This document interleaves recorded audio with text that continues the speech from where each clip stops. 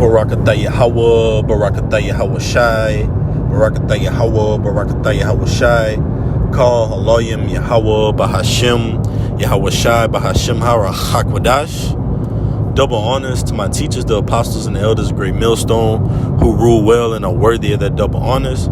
Peace and blessing to you, Akim, pushing out this truth across the four corners during these last sections of time. Shalom. All right, Shabbat Shalom. Okay, Lord willing, this message is edifying. All right, the title of this lesson is going to be Don't let the hell you catch be for nothing.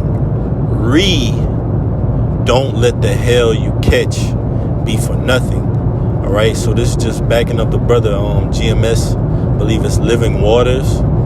Okay, brother was going into a beautiful lesson entitled "Don't let the hell you catch be for nothing." All right, and it prompted me to just go into this response. All right, just backing the brother's beautiful lesson up. So Lord willing, this message be edifying. All right, don't let the hell you catch be for nothing, because in this society, all right, we're laboring for something that the inhabitants cannot see, nor can they vision in their minds. All right, we're laboring for the kingdom of heaven. We're laboring for righteousness, for order to be restored on the planet Earth, in the universe. We're laboring for deliverance. All right, we're laboring to reign over our enemies and not have them reign over us. All right, and for the restoration of, all right, the elect back unto Yahweh Bashem Yahushua, man. So the average person that you see out here, they're not going to care. They're not going to even bother about what you're laboring for. So you got to understand that the Lord is putting us through these different situations, through these different hells, to better us, to perfect us, all right? And it's necessary, okay? Let me get this before I get 2 Timothy 4 and 5, all right?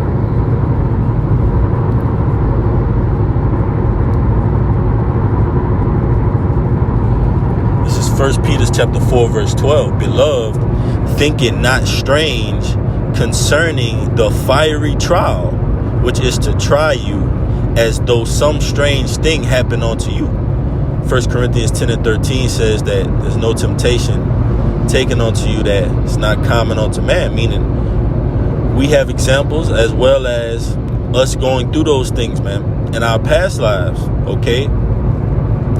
Ultimately showing forth in these times, in our lots right now, man, who we are by the difficulties that we face, by the things that the Lord puts us through, but ultimately our perseverance and our triumph through them, all right, are going to show forth that, hey, we're the elect of the house of Israel.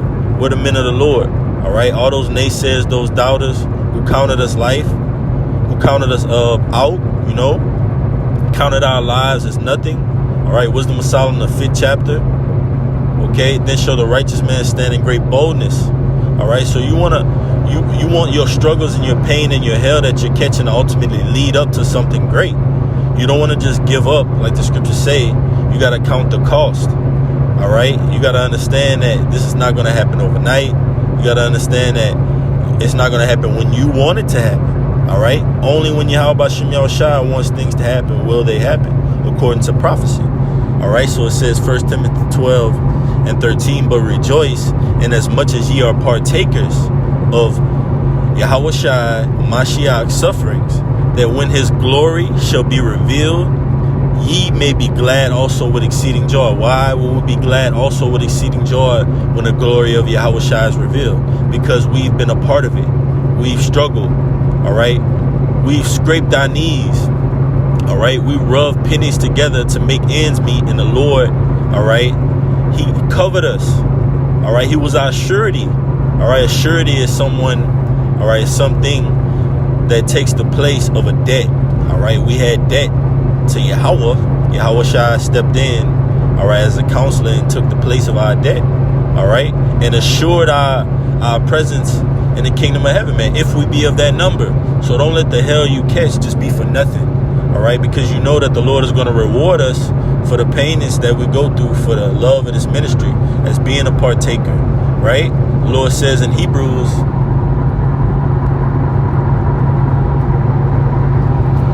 6 and 10, for the Most High is not unrighteous to forget your work and labor of love. So the Lord is saying to forget your work, actually to forget your work and your labors will be unrighteous. So he's saying, I'm not going to be unrighteous because I'm going to remember your works and your labors of love. So we got to keep that in mind. Like, hey, the Lord is going to give us our credit for the things that we go through. All right.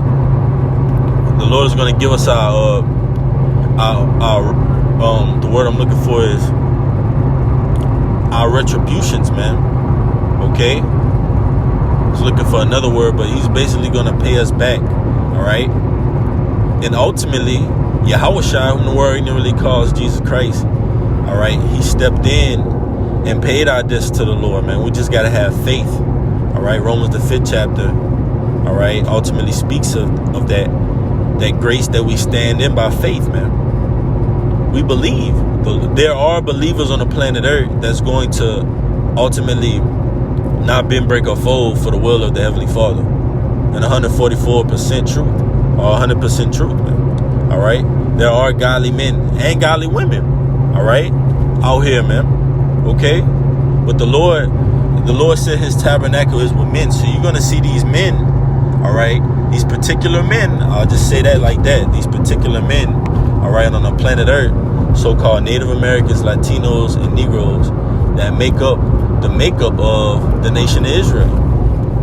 All right. So the Lord's elect and who he deals with are men. Get it really quick. That's why you see the so-called black man, Latino man, Native American man being oppressed, man, heavily through the course of history. Transatlantic slave trade. All right. Esau, Edom breaking over 500 treaties with the so-called Native Americans, man. Okay. The Aztecs, the Mayans, all right. The Spaniards, okay. Conquering our people, man. Putting us in slavery.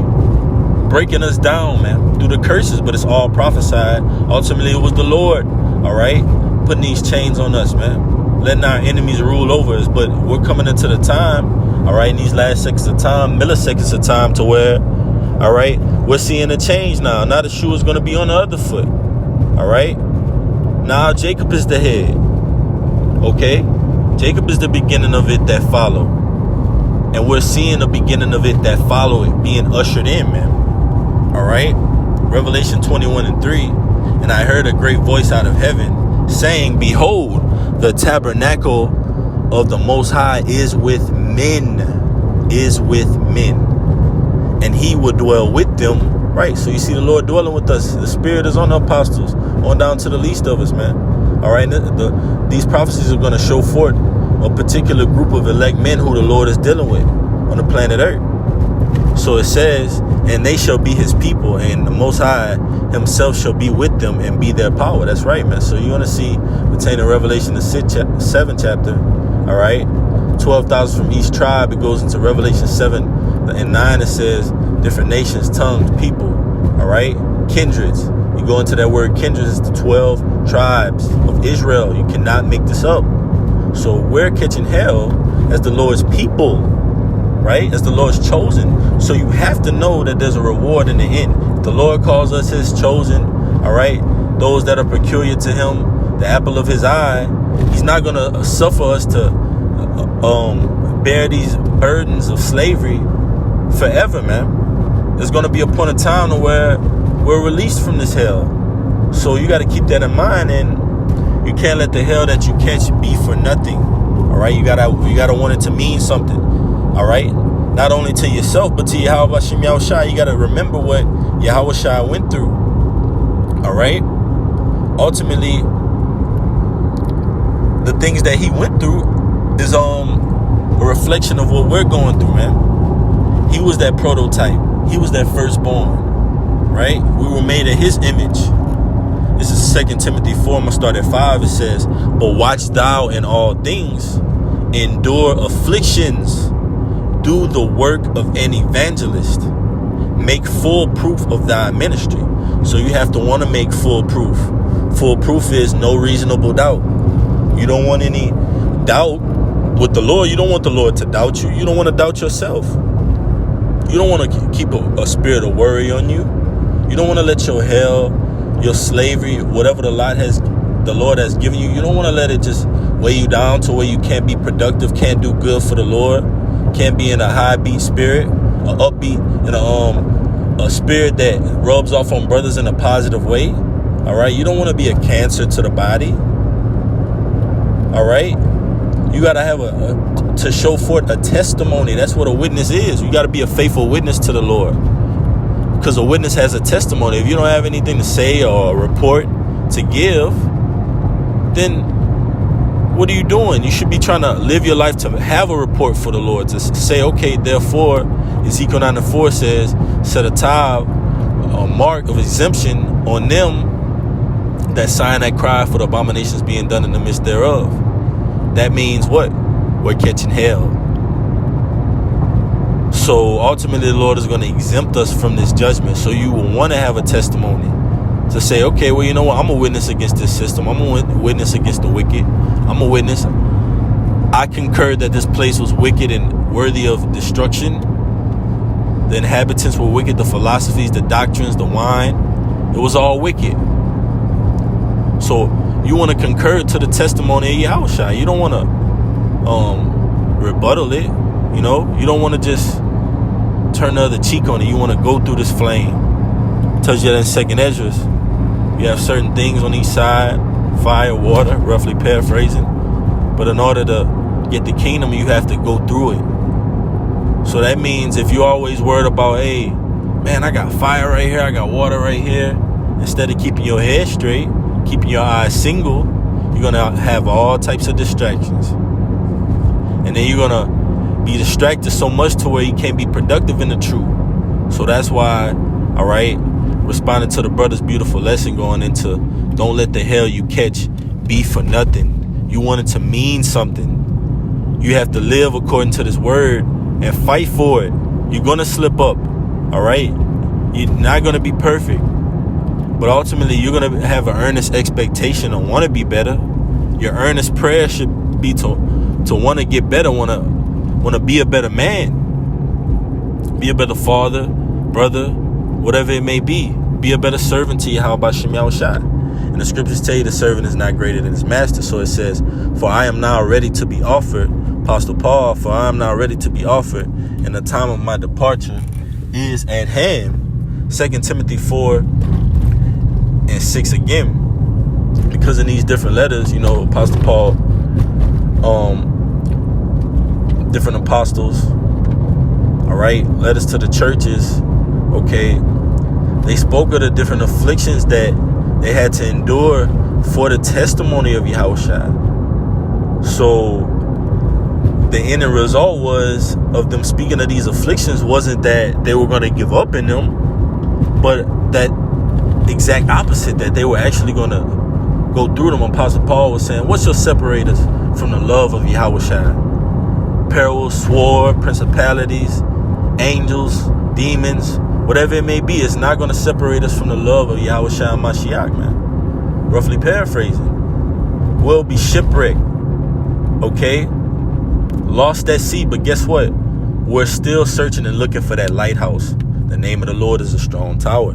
It says, I have fought a good fight. I have finished my course. I have kept the faith. Now, those are key ingredients to walking in this truth. Fighting a good fight, finishing the course, keeping the faith. When you have those races that's at the finish line, you got somebody running 100 meters, 200 meters, 400 meters, a race that requires you to, you know, go down to the wire. All right, when you see them at the end and they're going to break this barrier to clock their time in, what do? They put their whole body into it, head first going in, giving it everything they've got. So you got to keep the faith and fight the good fight and go all the way hard to the end. So it says, henceforth there is laid up for me a crown of righteousness. That was the result for fighting a good fight, keeping a good faith. A crown of righteousness is laid up for you, because as we went into, the Lord is not going to forget. The Lord is preparing a place for us, has prepared a place for us. In my Father's house are many rooms, more than enough space, many mansions. All right.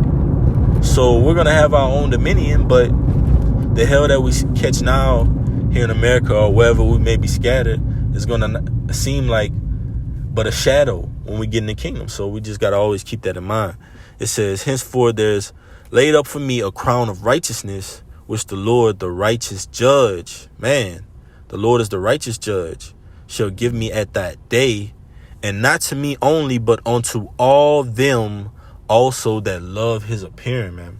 Lord said those that follow him in the regeneration, those that follow the Lamb, wheresoever he goeth, all right? So we love the appearing of the Lord, man. Whew. And that's heavy, man. We're waiting, the earnest expectation of the creature, waiting for the manifestation of the sons of Yahweh by Shem Yahushua. We're waiting for that day, man.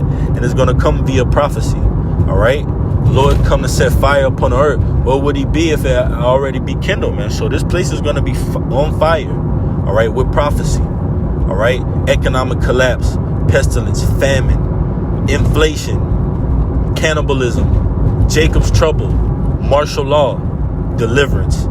Sama, Yasha'Allah, Yahweh, Allahayanawa, Yahweh, Achad. That's Hear, O Israel, the Lord our power is one Lord. Double honors to my teachers, the apostles and the elders of Great Millstone, who rule well and are worthy of their double honors. Peace and blessing to you, Akim, across the four corners. Until next time, Shabbat Shalom. Kwam Yashallah.